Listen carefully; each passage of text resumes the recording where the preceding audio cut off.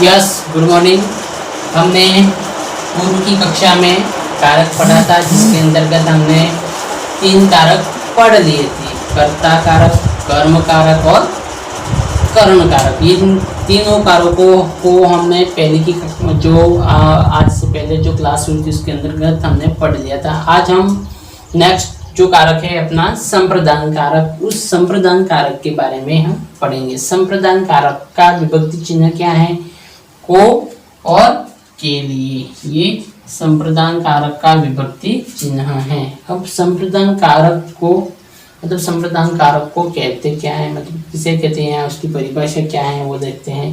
कि वाक्य में प्रयुक्त करता जिसके लिए कोई क्रिया करे उसे संप्रदान कारक कहते हैं। कि वाक्य दे रखा है, वाक्य के अंतर्गत कर्ता क्रिया कर रहा है, तो किसके लिए वो क्रिया कर रहा है वो हमारा होगा संप्रदान। जैसे यहाँ पर एक उदाहरण दे रखा है, यह उदाहरण है चिड़िया बच्चों के लिए दाना लाती है। चिड़िया बच्चों के लिए दाना लाती है। अब यहाँ पर चिड़िया कितना हो जाएगा? कर्ता। क्या हो जाएगा? कर्ता हो जाएगा। अब दाना लाने की क्रिया कर रही है, वो क्या कर रही है? दाना लाने की क्रिया कर रही है। कौन कर रही है? चिड़िया कर रही है। अब किसके लिए कर रही है? अपने बच्चों के लिए कर रही है, तो यहाँ पर बच्चों के लिए वो हो जाएगा अपना संप्रदान कारक। ठीक है, चिड़िया बच्चों के लिए दाना लाती है, चिड़िया हो गया कर्ता, दाना लाना वो क्रिया हो गई। अब किसके लिए दाना ला रही है? तो बच्चों के लिए, ये संप्रदान। नेक्स्ट उदाहरण देख रहे हैं, रमेश खिलाड़ी के लिए पानी लाया। रमेश खिलाड़ी के लिए पानी लाया। रमेश तब ना हो गया कर्ता, पानी लाया, ठीक है, वो हो गई अपनी क्रिया। अब रमेश पानी लाने का क्रिया कर रहा है, मतलब क्रिया कर रहा है, कर्ता क्रिया कर रहा है, तो किसके लिए क्रिया कर रहा है? खिलाड़ी के लिए कर रहा है, तो खिलाड़ी क्या है? अपना संप्रदान हो जाएगा यहाँ पर। तो खिलाड़ी संप्रदान हो गया। तो इसके अंतर्गत, इस वाक्य के अंतर्गत रमेश कर्ता, खिलाड़ी के लिए संप्रदान कारक हो गया, और पानी लाया वो क्रिया। ठीक है, नेक्स्ट उदाहरण देख रहे हैं, वह भूखे को अन्न देता है। वह भूखे को अन्न देता है। वह क्या है? करता है, मतलब वह सर्वनाम है। ठीक है, वो करता है। ठीक है, अब वो क्रिया कर रहा है, अन्न दे रहा है। क्या दे रहा है? अन्न दे रहा है। वो दे रहा है, जिसके लिए अन्न दे रहा है, किसको दे रहा है? भूखे को दे रहा है। तो यहाँ पर भूखे का हो जाएगा संप्रदान। अब यहाँ पर को और के लिए, को विभक्ति चिन्ह अपने कर्म कारक में भी को विभक्ति चिन्ह है, संप्रदान कारक में भी को विभक्ति चिन्ह। तो यहाँ पर समस्या आ रही है कि को विभक्ति चिन्ह अगर वाक्य में प्रयोग हो रहा है को विभक्ति चिन्ह का, तो हम वहां पर संप्रदान करें कि कर्म करें, यही समस्या आएगी।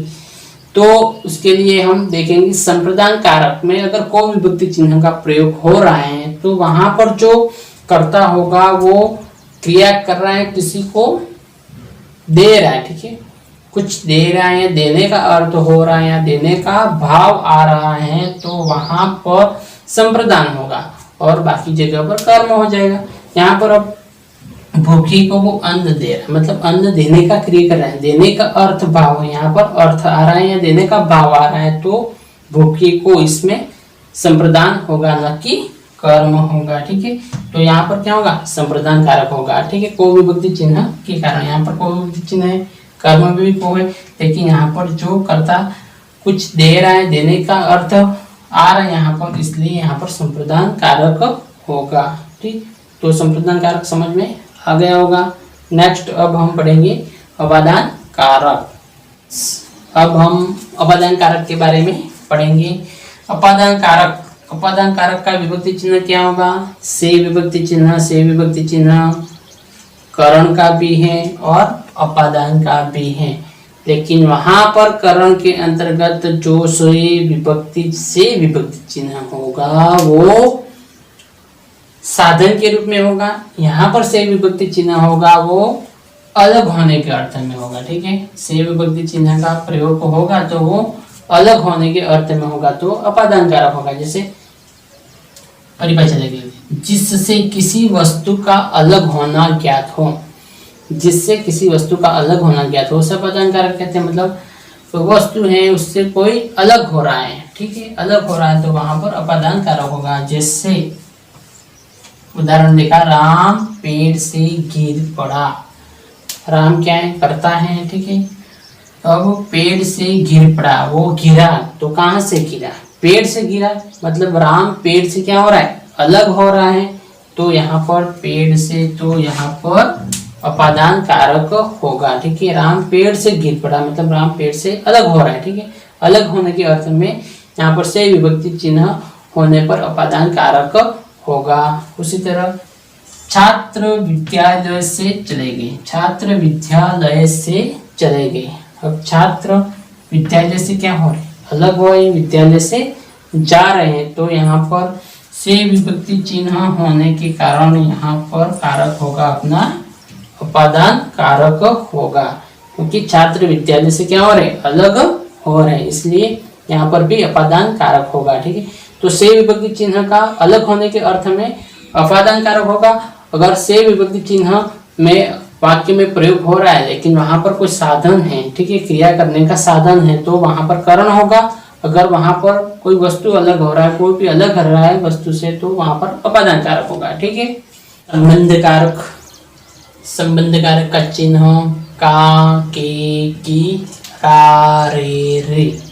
ये संबंध कारक के विभक्ति चिन्ह हो गए।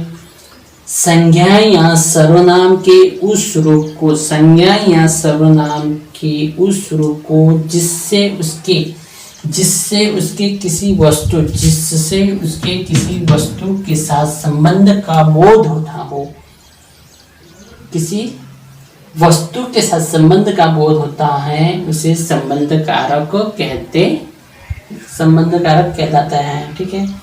जैसे राम का भाई आ रहा है, ठीक है, अब आने वाला है जिसका संबंध राम के साथ बताया जा रहा है, ठीक है, मतलब राम का भाई आ रहा है, तो जो आने वाला व्यक्ति उसका संबंध किसके साथ है, राम के साथ है, तो राम क्या है, संबंध कारक है। उसी तरह यह पुस्तक मोहन की है, यह पुस्तक मोहन की है, ठीक है, पुस्तक का संबंध किसके साथ है, मोहन के साथ है, तो मोहन की वो क्या होगा, संबंध।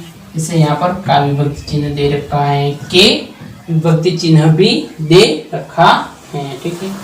यह तुम्हारा घर है, यह तुम्हारा घर है, यहाँ पर भी संबंध किसके साथ है, घर के साथ है, तो घर क्या हो जाएगा, हमारा संबंध हो जाएगा, ठीक है। तो यहाँ पर तुम्हारा मतलब घर और तुम्हारा दोनों के बीच में संबंध बताया जा रहा है, तो यहाँ पर तुम्हारा क्या होगा, संबंध कारक होगा, जिसमें ये रा, रे, री विभक्ति चिन्ह अपने दे रखा था, यहाँ पर भी रा विभक्ति चिन्ह है, ठीक है। तो संबंध कारक समझ में आ गया, काके की रा, रे, री विभक्ति चिन्ह होगा, और जो संज्ञा है सर्वनाम है और उसका संबंध उसके साथ, जिसके साथ संबंध बताया जाएगा या संबंध का बोध होगा हमें किसके साथ कुछ न कुछ संबंध है, तो वहां पर संबंध कारक होगा। जैसे यह तुम्हारा घर है, ठीक है, ये सर्वनाम है, उनका संबंध घर के साथ बताया जा रहा है, मतलब तुम्हारा का संबंध किसके साथ है, घर के साथ है, तो वो तुम्हारा वो होगा संबंध कारक होगा। अधिकरण कारक, अधिकरण कारक, अधिकरण कारक का चिन्ह है में, पर, में, पर। जिन शब्दों से क्रिया के आधार का बोध होता है उसे अधिकरण कारक कहते हैं। मतलब जिन शब्दों से क्रिया का आधार क्या है, क्रिया का आधार क्या है, जो आधार होगा क्रिया का वही अधिकरण कारक होगा। जैसे उदाहरण है, माँ कुर्सी पर बैठी है, माँ कुर्सी पर बैठी है, अब माँ क्या हो जाएगी अपनी कर्ता, ठीक है। अब बैठना, बैठना क्रिया है, बैठना क्रिया है। अब माँ कुर्सी पर बैठी है, ठीक है, तो माँ बैठने रूपी क्रिया कर रही है, तो उस क्रिया करने का आधार क्या है, कुर्सी, मतलब बैटरी है माँ। तो कहाँ बैठ रही? कुर्सी पर बैठ रही है, मतलब बैठने का आधार क्या है? कुर्सी है। तो यहाँ पर कुर्सी पर ये क्या हो जाएगा अपना? अधिकरण कारक। कुर्सी पर होगा वो अधिकरण कारक होगा। जैसे यहाँ पर कुर्सी पर, यहाँ पर विभक्ति चिन्ह पर, यहाँ पर भी विभक्ति चिन्ह पर दे रखा है। उस आधार पर भी हम पता कर सकते हैं कि कुर्सी पर मतलब ये कुर्सी पर वो क्या है? अधिकरण कारक है। तो माँ कुर्सी पर बैठी है, इसमें कुर्सी पर वो अधिकरण कारक होगा। पुस्तकें अलमारी में रखी हैं। पुस्तकें अलमारी में रखी हैं, ठीक है। तो पुस्तकें अलमारी में रखी हैं, तो रखने का आधार कहाँ है? मतलब पुस्तकें कहाँ रखी है? अलमारी में रखी है। तो अलमारी में वो क्या हो जाएगा अपना? अधिकरण कारक होगा। वैसे यहाँ पर मैं विभक्ति चिन्ह भी दे रखा है, ठीक है। उसी तरह बच्चा पालने में झूल रहा है। बच्चा पालने में झूल रहा है। अब बच्चा झूल रहा है, ठीक है। कहाँ झूल रहा है? पालने में झूल रहा है। मतलब झूलने रूपी जो क्रिया हो रही है, झूलने रूपी जो क्रिया हो रही है, उस क्रिया का आधार क्या है? मतलब झूल रहा है तो कहाँ झूल रहा है? पालने में झूल रहा है। तो पालना होगा वो हमारा क्या होगा? अधिकरण कारक होगा। बच्चा पालने में झूल रहा है, तो पालना हमारा अधिकरण कारक होगा, ठीक है। अधिकरण कारक चिन्ह में पर, ठीक है। जिन शब्दों से क्रिया का मतलब जो क्रिया हो रही है, क्रिया करने का जो आधार है, वही आधार हमारा क्या होगा? अधिकरण कारक होगा, ठीक है। आधार अधिकरण होगा, आधार में अधिकरण होगा। माँ कुर्सी पर बैठी, माँ से बैठने का आधार है वो कुर्सी है, तो कुर्सी पर मतलब कुर्सी अधिकरण हो गया। पुस्तकें अलमारी में रखी हैं। पुस्तकें का आधार क्या है? अलमारी। अलमारी में सप्तमी अधिकरण कारक। बच्चा पालने में झूल रहा है। बच्चा कहाँ झूल रहा है? पालने में झूल रहा है। तो पालने में, ये पालने में वो अधिकरण कारक हो। संबोधन कारक हमारा कारक जो टॉपिक था उसका अंतिम कारक है संबोधन कारक। इससे पहले हम 7 कारक पढ़ चुके हैं: कर्ता, कर्म, करण, संप्रदान, उपादान, संबंध, अधिकरण और अंतिम कारक होगा संबोधन कारक। संबोधन कारक का विभक्ति चिन्ह क्या है? चिन्ह हे, अरे, रे, ओ, ठीक है। हे, रे, अरे और ओ, ये संबोधन कारक के चिन्ह हैं। अब संबोधन कारक वाक्य में संज्ञा के जिस रूप से, वाक्य में संज्ञा के जिस रूप से बुलाने, पुकारने या सावधान करने का बोध होता है, उसे संबोधन कारक कहते हैं। वाक्य में संज्ञा के जिस रूप से किसी को बुला रहे हैं, पुकार रहे हैं या सावधान करने का जो बोध होता है, उसे हम संबोधन कारक कहते हैं। जैसे यहाँ पर एक उदाहरण दे रखा है: अरे मोहन, अरे मोहन यहाँ आओ। अरे मोहन यहाँ, मतलब हम संबोधन करके मोहन को बुला रहे हैं कि अरे मोहन इधर आओ। मतलब यहाँ पर ये संबोधन कारक हो जाता है। और ये संबोधन कारक का विभक्ति चिन्ह भी पीछे दे रखा होगा, ठीक है। उसी तरह अरे राम मेरी पुकार सुनो। अरे राम मेरी पुकार सुनो, तो यहाँ पर भी अरे राम, हे राम, हे राम मेरी पुकार सुनो। हे राम मेरी पुकार सुनो, तो यहाँ पर संबोधन कारक होगा। हे मतलब ये विभक्ति चिन्ह दे रखा है। ओ भाइयों मेरी बात सुनो, ठीक है। यहाँ पर भी भाइयों को संबोधन करके बोल रहे हैं कि मेरी बात सुनो। ओ भाइयों मेरी बात सुनो, मतलब यहाँ पर भी संबोधन कारक होगा, ठीक है।